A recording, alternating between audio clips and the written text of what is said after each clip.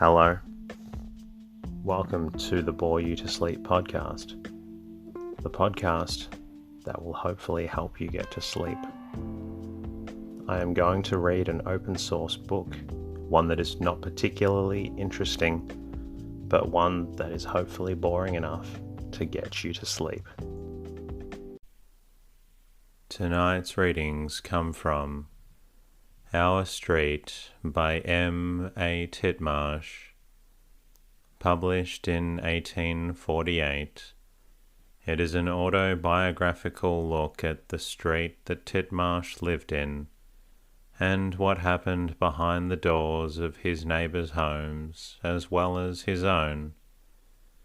My name is Teddy, and I aim to help people everywhere get a good night's rest so they can have a productive day and achieve what they need to achieve. I will read you a different story every episode to help you doze off. Special thanks to iTunes listeners Sian Whitney and UK Diane for your kind reviews, and also to Deb Woods for your message through the boreyoutosleep.com website. My goal with this podcast is to help people everywhere get the good night's rest that they need, but I do need your help to do this. If you find the podcast useful, please jump into iTunes or wherever you're listening, subscribe and leave a review. You would be surprised at how helpful this is. It's a really small thing, but it does help me reach more people who need that good night's rest. In the meantime, lie back, relax, and enjoy the readings. Our Street by M.A Titmarsh. Our street, from the little nook which I occupy in it, and whence I and a fellow lodger and friend of mine cynically observe it, presents a strange, motley scene. We are in a state of transition. We are not as yet in the town, and we have left the country where we were when I came to lodge with Mrs. Camisole, my excellent landlady. I then took second-floor apartments at number 17 Waddy-Love Street, and since, although I have never moved, I find myself living at number 46A Pocklington Gardens. Why is this? Why am I to pay 18 shillings instead of 15? I was quite as happy in Waddy-Love Street, but the fact is, a great portion of that venerable old district has passed away, and we are being absorbed into the splendid new white stuccoed Doric porticoed genteel Pocklington Quarter. Sir Thomas Gibbs Pocklington, MP, for the borough of Lath and Plaster, is the founder of the district and his own fortune. The Pocklington Estate Office is in the square, on a line with Waddle, with Pocklington Gardens, I mean. The old inn, the Ram and Magpie, where the market gardeners used to bait, came out this year with a new white face and title, The Shield of the Pocklington Arms. Such a shield it is, such quarterings. Howard, Cavendish, De Rose, De La Zouche, all mingled together.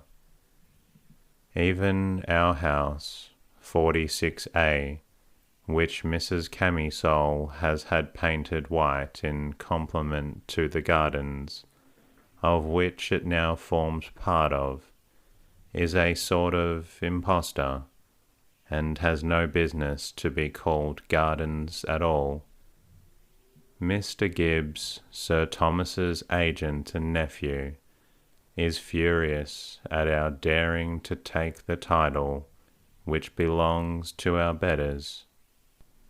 The very next door, number 46, the Honourable Mrs. Mountnoddy, is a house of 5 stories, shooting up proudly into the air, 30 feet above our old high-roofed, low-roomed old tenement. It belongs to Captain Bragg, not only the landlord, but the son-in-law of Mrs. Camisole, who lives a couple of 100 yards down the street at the bungalow. He was the commander of the Ramchunder East Indiaman, and has quarrelled with the Pocklingtons ever since he bought houses in the parish. He it is who will not sell or alter his houses to suit the spirit of the times. He it is who, though he made the widow Camisole change the name of her street, will not pull down the house next door, nor the baker's next, nor the iron bedstead and feather warehouse ensuing, nor the little barber's with the pole, nor, I am ashamed to say, the tripe shop still standing. The barber powders the heads of the great footmen from Pocklington Gardens. They are so big that they can scarcely sit in his little premises. And the old tavern, the East Indiaman, is kept by Bragg's ship steward, and protests against the Pocklington Arms. Down the road is Pocklington Chapel, Reverend Oldham Slocum in brick, with arched windows and a wooden belfry, sober, dingy, and hideous.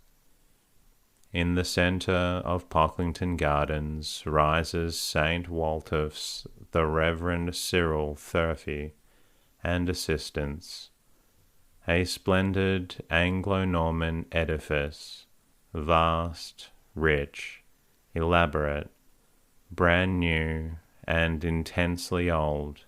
Down Avebury Lane you may hear the clink of the little Romish chapel bell, and hard by is a large, broad-shouldered Ebenezer, out of the windows of which the hymns come booming all Sunday long.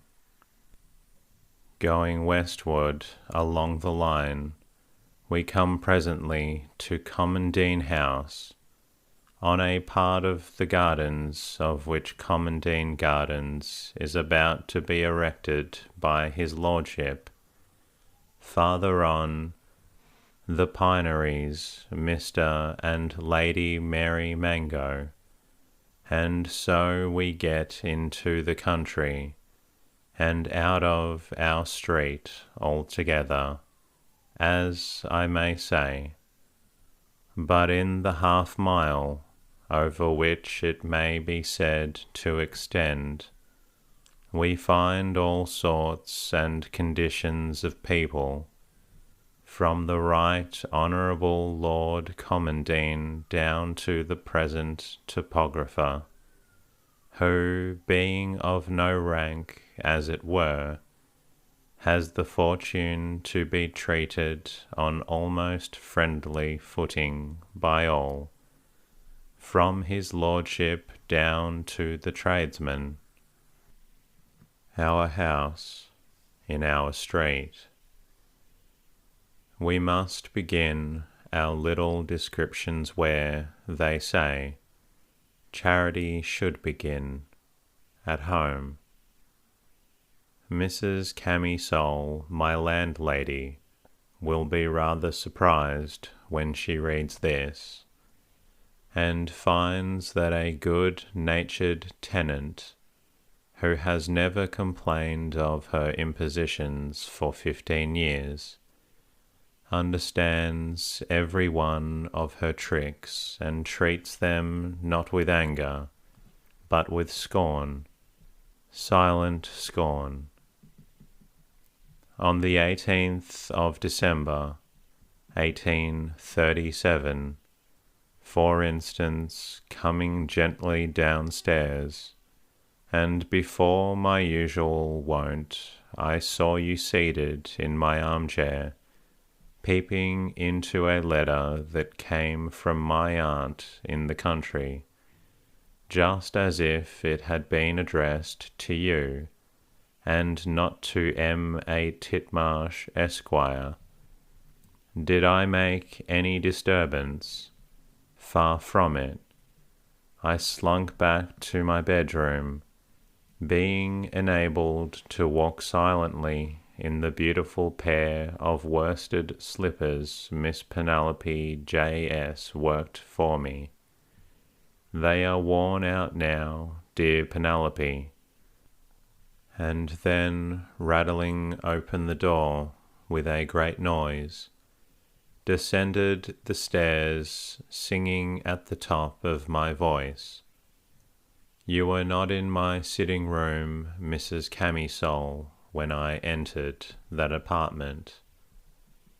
You have been reading all my letters, papers, manuscripts, articles for the Morning Post and Morning Chronicle, invitations to dinner and tea, all my family letters, all Eliza Townley's letters, from the first in which she declared that to be the bride of her beloved Michelangelo was the fondest wish of her maiden heart, to the last in which she announced that her Thomas was the best of husbands, and signed herself Eliza Slogger, all Mary Farmer's letters, all Emily Delamere's, all the poor foolish old Miss McWhirter's, whom I would as marry soon in a word.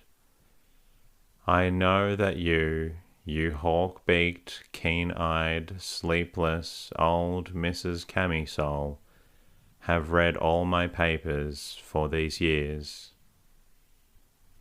I know that you cast your curious old eyes over all the manuscripts which you find in my coat pockets, and those of my pantaloons as they hang in a drapery over the door handle of my bedroom. I know that you count the money in my green and gold purse, which Lucy Nedderville gave me, and speculate on the manner in which I have laid out the difference between today and yesterday. I know that you have an understanding with the laundress, to whom you say that you are all-powerful with me, threatening to take away my practice from her, unless she gets up gratis some of your fine linen. I know that we both have a pennyworth of cream for breakfast, which is brought in the same little can, and I know who has the most for her share. I know how many lumps of sugar you take from each pound as it arrives. I have counted the lumps, you old thief, and for years have never said a word except to Miss Clapperclaw, the first floor lodger. Once I put a bottle of pale brandy into that cupboard, of which you and I have the only keys, and the liquor wasted and wasted away until it was all gone. You drank the whole of it. You are a lady indeed.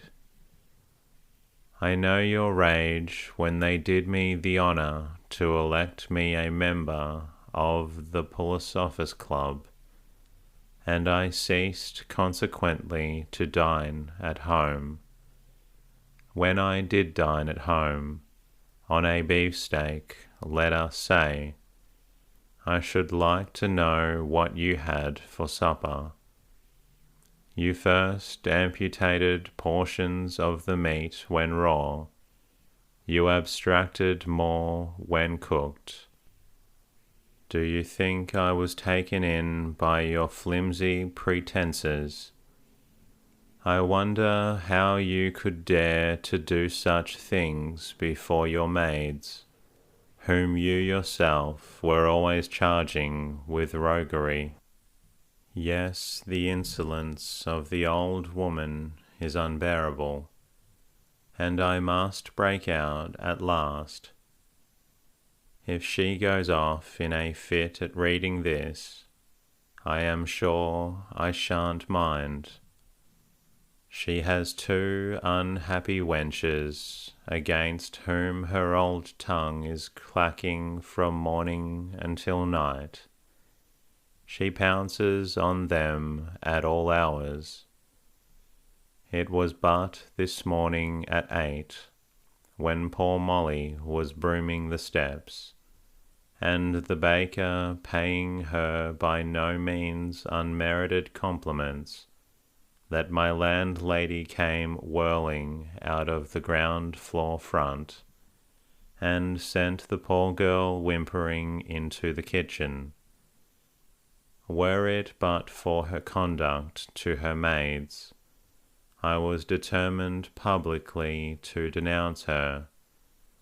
These poor wretches she causes to lead the lives of demons, and not content with bullying them all day, she sleeps at night in the same room with them, so that she may have them up before daybreak, and scold them while they are dressing. Certain it is that between her and Miss Clapperclaw, on the first floor, the poor wenches led a dismal life. My dear Miss Clapperclaw, I hope you will excuse me for having placed you in the title page of my little book, looking out of your accustomed window, and having your eyeglasses ready to spy the whole street, which you know better than any inhabitant of it. It is to you that I owe most of my knowledge of our neighbours. From you it is that most of the facts and observations contained in these brief pages are taken. Many a night over our tea have we talked amiably about our neighbours, and their little failings as well. And I know that you speak of mine pretty freely. Why, let me say, my dear Bessie, that if we have not built up our street between us, at least we have pulled it to pieces. The bungalow, Captain and Mrs. Bragg. Long, long ago, when our street was the country, a stagecoach between us and London passing 4 times a day. I do not care to own it. That was a sight of Flora Camisole's face, under the card of her mamma's lodgings to let, which first caused me to become a tenant of our street. A fine, good-humoured lass she was then, and I gave her lessons in French and flower painting. She had made a fine rich marriage since, although her eyes have often seemed to me to say, "Ah, Mr. T, why didn't you, when there was yet time?" and when both of us were free, propose, you know what? Where was the money, my dear madam? Captain Bragg then occupied in the building Bungalow Lodge.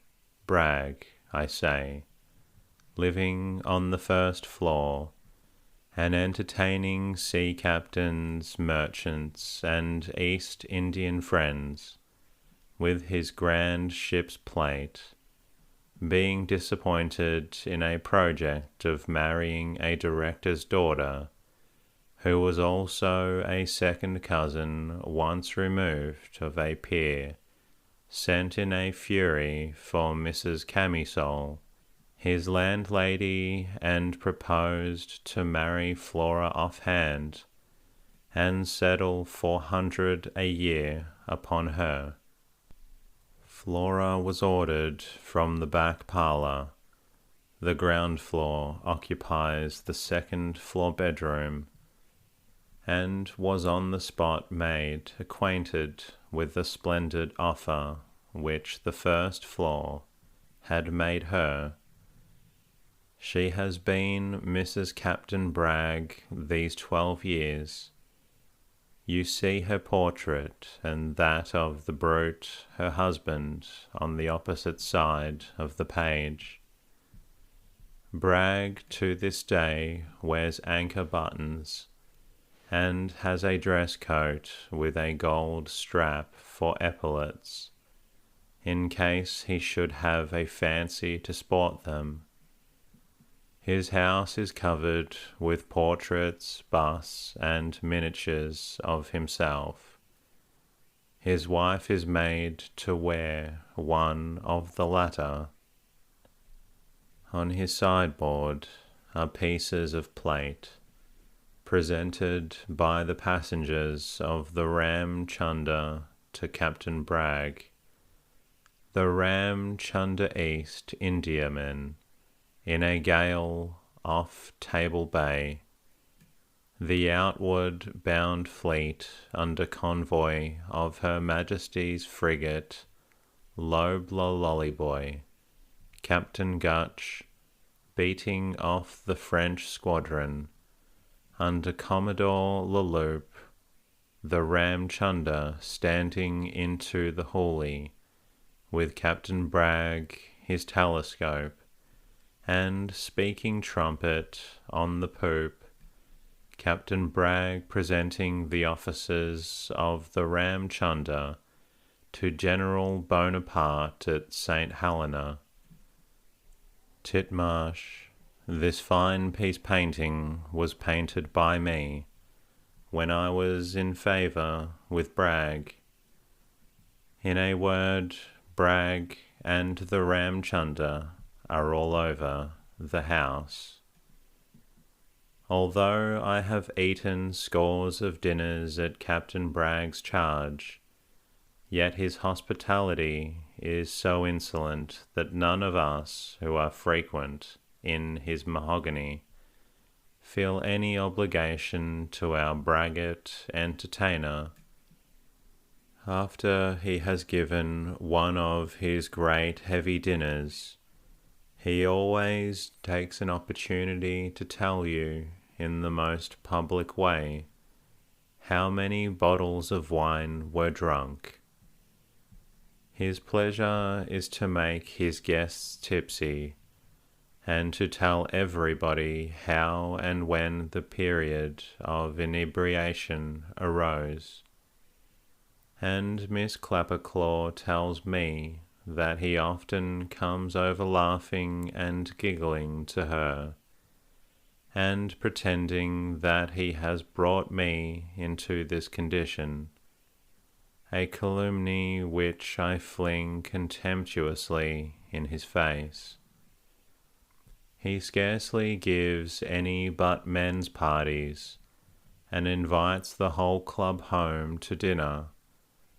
What is the compliment of being asked when the whole club is asked too? I should like to know. Men's parties are only good for boys. I hate a dinner where there are no women. Bragg sits at the head of his table and bullies the solitary Mrs. Bragg.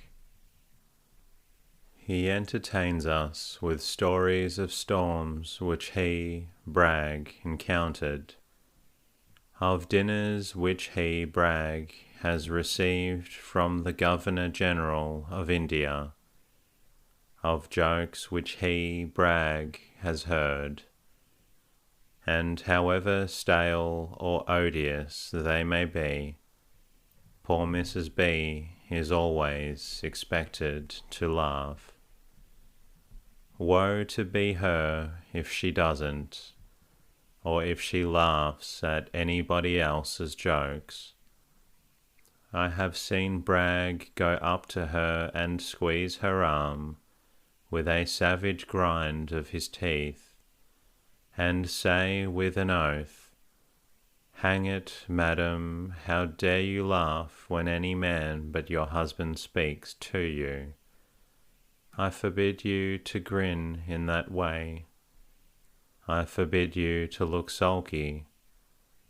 I would like if you were happy. I desire you will not be traipsing through the rooms. I order you not to sit as still as a stone."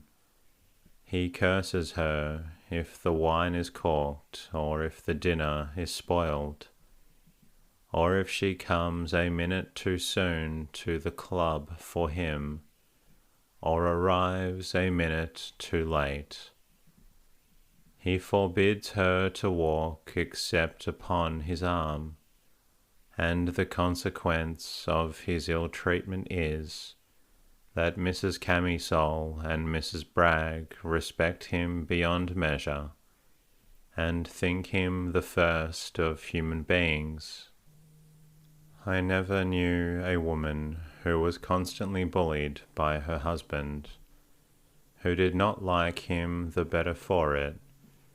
Miss Clapperclaw said this, and though this speech has some of Clapp's usual sardonic humour in it, I can't but think there is some truth in the remark.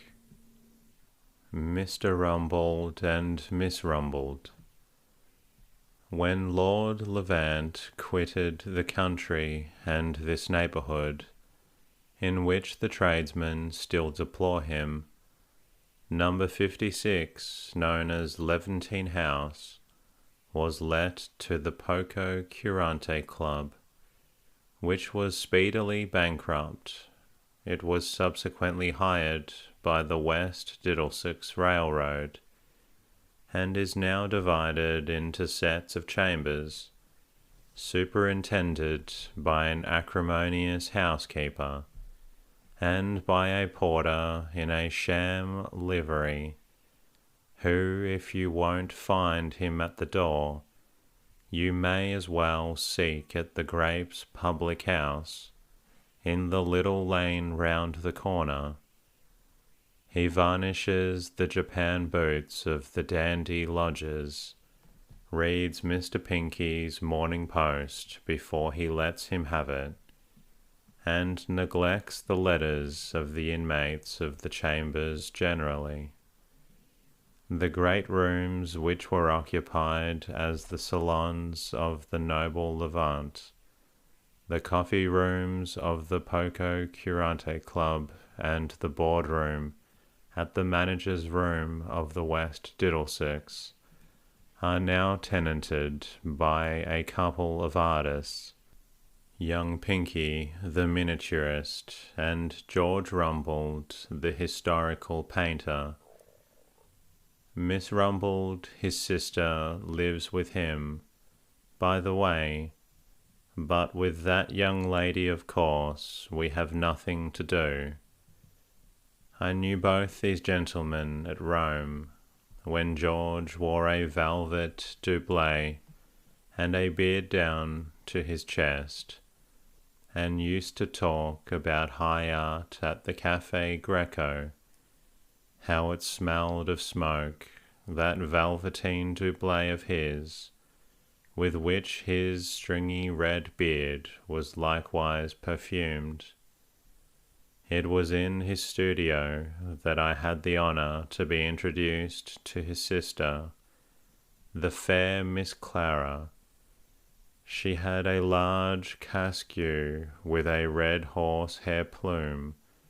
I thought it had been a wisp of her brother's beard at first, and held a tin-headed spear in her hand, representing a Roman warrior in the great picture of caricaturist George was painting, a piece 64 feet by 18.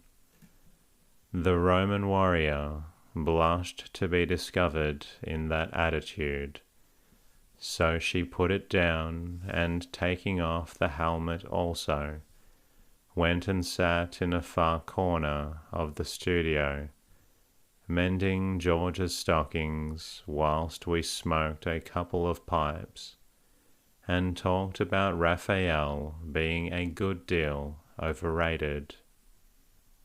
I think he is, and have never disguised my opinion about the Transfiguration.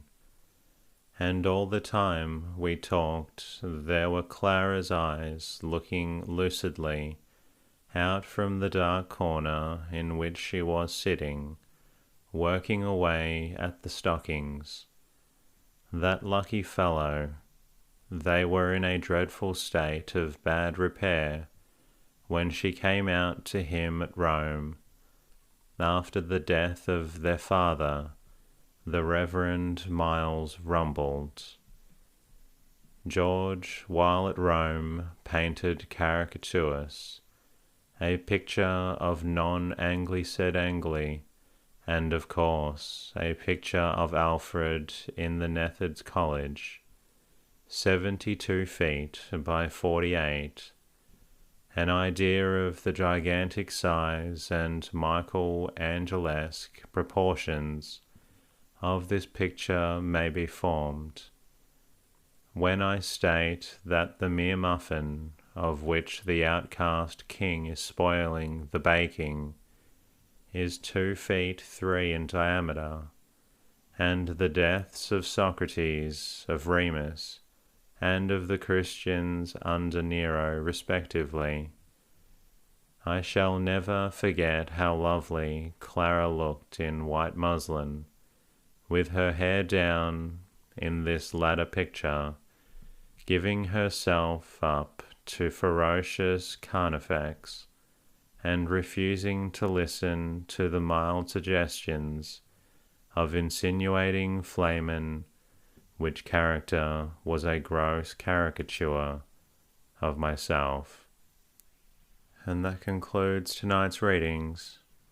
I hope you're feeling a little drowsy. If you're not quite tired yet, you're always welcome to listen to another episode.